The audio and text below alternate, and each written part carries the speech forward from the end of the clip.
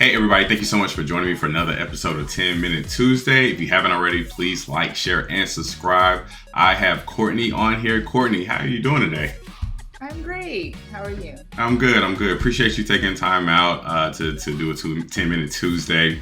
We've done a number of these, so Courtney, can you go ahead and introduce yourself? My name is Courtney. I am a BI manager. I manage a team of business intelligence engineers is their proper title. And I've been in the data and analytics space probably for about 14 years now. Wow, so 13, 14 years. I'm sure you had a starting point, but now you're managing people and seeing all the processes and pipelines and all the craziness that goes into it. But at a certain point, you had to get your start. So what really compelled you to get into data to begin with? So I had a very interesting road that led me here. So I did not start out in pursuit of any tech occupation. I actually started in the social sciences. I was a sociology and English double major at Vanderbilt University. And in the undergrad sociology courses, I got exposed to statistics as far as the quantitative side of sociology, as well as getting to code. I think the first software was like SPSS. And at that time, I was like, I kind of like this a little bit, but I still was more kind of captivated by the whole theoretical side of sociology more so than the quantitative research. However, I ended up going to grad school for sociology. And I didn't know that the program that I started at FSU was a highly intensive quantitative program. So I took about 3 or 4 graduate level statistics courses for the social sciences. And there, it felt like I was a grad student in statistics. It was very, very intense, to say the least. And then also got to learn how to code a couple more languages. We used Stata and SAS, which introduced me to SQL. And then I realized I really, really loved the quantitative research side of things. And I actually got to teach, and I realized I didn't like teaching, but I liked this other skill set that I got in grad school. And I was like, how can I use this? And the rest is kind of history. So I think my first role was like a temporary role with the Department of Corrections, actually, in Florida. It was a statistician title. And so I got to use the statistical background that I had gained in my sociology program.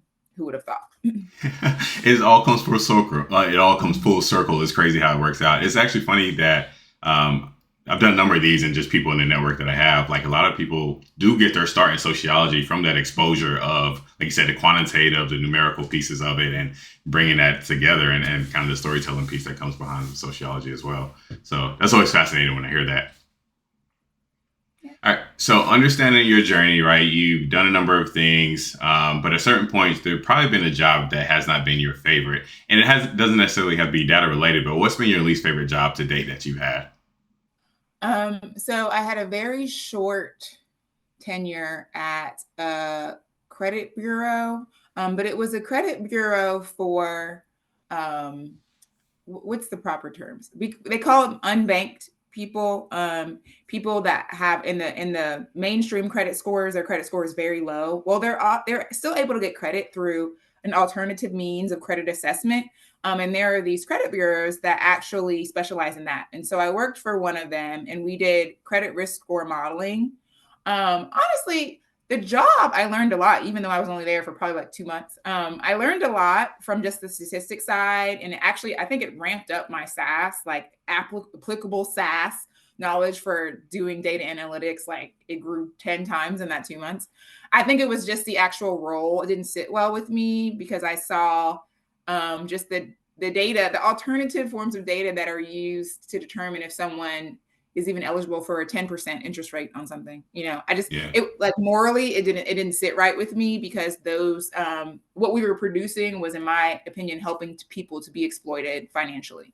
And so that's what made me not like the job. It was more so the subject matter, but the skill set still solid that I learned there. Yeah, isn't that interesting once you get into the data world, how people can use numbers for their own personal game? And I had a similar experience. I wonder if you had a similar thing. Once you figured out what was really going on, there was just something in your stomach that you're just like, yeah, there's no way I can do this. Right. Yeah. So that's always fascinating when I encounter people who have a similar thing as well. All right, so understanding more about your journey. Again, there's ups, downs, and everything that goes along with being great, and you're one of the greatest at your craft. What would you consider your biggest failure, with quotation marks around failure, and what did you learn from that experience? So I think so. At my current company, they teach us that we're supposed to fail fast, right? And so that we can correct. And I think what's interesting about the culture at my current company is that that is literally part of like the ethos, right? But I feel like in other places that I've worked, it hasn't been. It was like perfection is expected on the first attempt, and that's hard, right? To be 100% just on all the time and never messing up. And I used to beat myself up about that type of stuff, but now I even tell my direct reports fail fast. But I remember one of my first disappointments with a role was literally just not knowing how to do the soft skill business acumen side of what was required of some of my initial experience, and having to kind of hurdle caps when it came to something where I needed a lot of inputs from a lot of stakeholders. It's taken me a while. Even now, that's still part of my growth area. So I think that's it. It's the project management failure that I've had in the past, where it was like I was delayed on something because I just didn't know how to push to get what I needed. I didn't know how to escalate to management if no one really cared about my requests. So it's been more of that piece, those areas. That's a skill I've really had to grow in, because I've actually missed deadlines in the past because of the need for growth in that area, just the project management of whatever I was working on, if it involved multiple verticals, multiple stakeholders. Yeah, and I think definitely as we all grow in our career and trajectory, that's something that we all experience, right? How to communicate, how to get people out of something just because it's a priority. Like, how do I communicate my priority to someone else so that they'll help me? And I think you never forget that feeling of that letdown feeling or anything that you created. And I think it's fascinating that at Amazon or your current company, that the mantra is to fail forward, and that's a mentality I think that I've encountered with people there as well. So understanding that you learn a lot of different lessons, and a lot of people encounter a lot of different people. What is one piece of advice you give someone who's just starting out in their career? So I was actually just talking to one of my interns that I manage last week about no decision typically in the early part of your career is like this life altering decision that's going to just destroy any chances to do something different. I would say explore and don't be scared. Um, so like, and my intern was just kind of saying, well, should I continue with internships, or should I continue, or should I seek like full time now? Right? Like, do I? And I'm like, whatever. Whatever offer at the time seems like a good decision for the now, go with it. Like, don't overthink it. Do not overthink your initial decisions in the beginning of your career. And that might be counterintuitive to what some people think, and especially if you're like a extreme planner and kind of anal about that.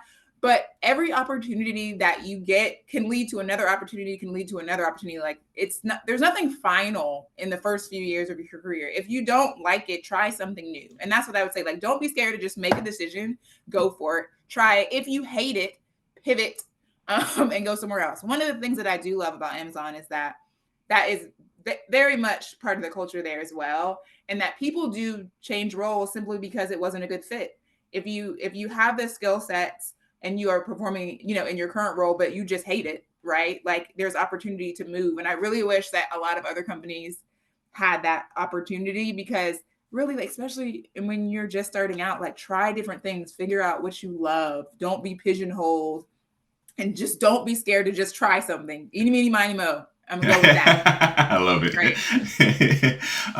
Also, itty bitty miny mo. I'm gonna steal that one and just like go there.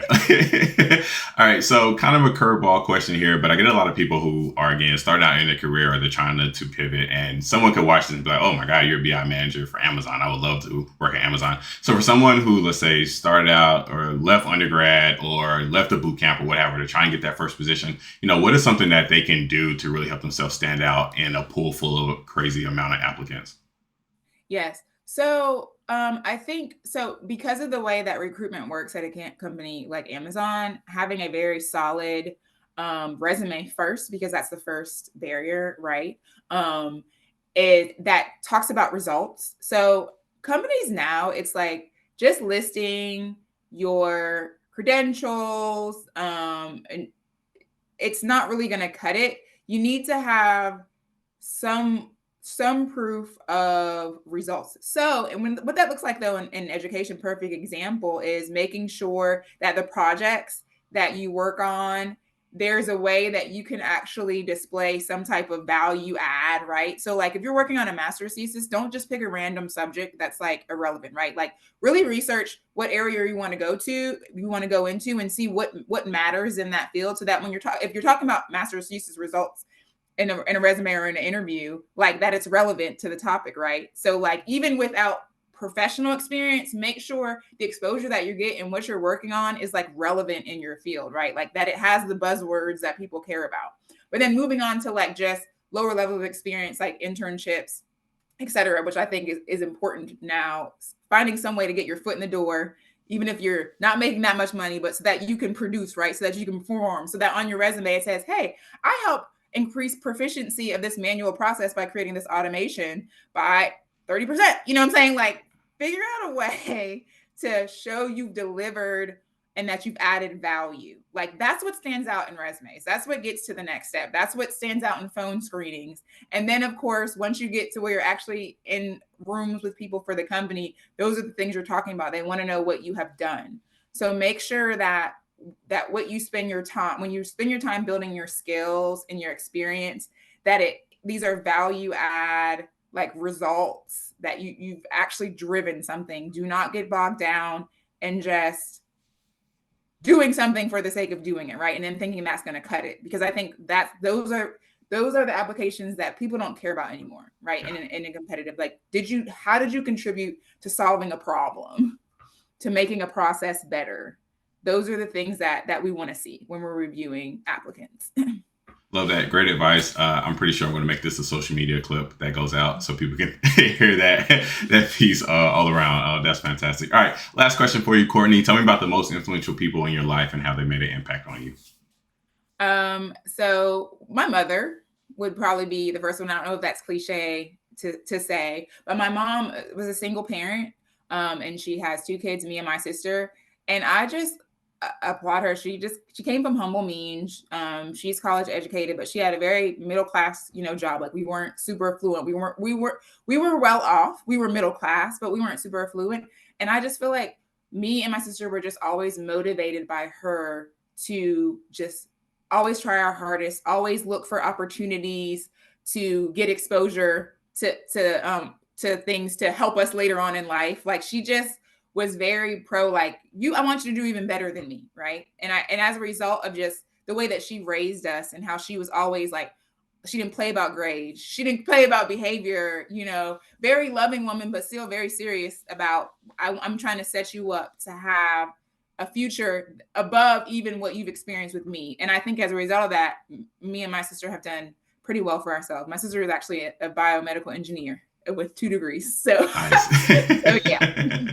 Man, shout out to mom, man. That's what I'm talking about. Shout out to moms. Mom's Courtney Twitty. That's my friend. I'm gonna find her on social media. I add her. All right, Courtney, where can listeners find you at online? So let's see. So on LinkedIn, and then also I have an Instagram. I am not a big social media person. I don't have a presence. I've actually been recently told that maybe I should try to at least build more content around like leadership and coaching, mentoring stuff. That's what I've realized I've loved so much. Just being in management, I love that part of management. So I'm thinking about starting some type of content around learnings around that. But in the meantime, I just have my regular Instagram, which is the Twudu, which is THTTWUDU, and it's my Instagram page. It's a lot of working out. Yeah. That's what I do in my free time. So, bootleg fitness influencer, but awesome. I love it. Traveling. Awesome. Well, y'all heard her. Let's make it accountable. We're gonna look for that leadership page coming up. We're gonna see that YouTube channel at some point. So y'all bug her in the comments, man. Let her know. Get it cracking. So thank you, Courtney, so much for taking time out today. Really appreciate it. You're welcome. I enjoyed it. Awesome. And thanks again, everybody, for watching this. And then, as I said in the beginning, if you haven't already, please like, share, and subscribe. And we'll talk to y'all next week. Have a great day.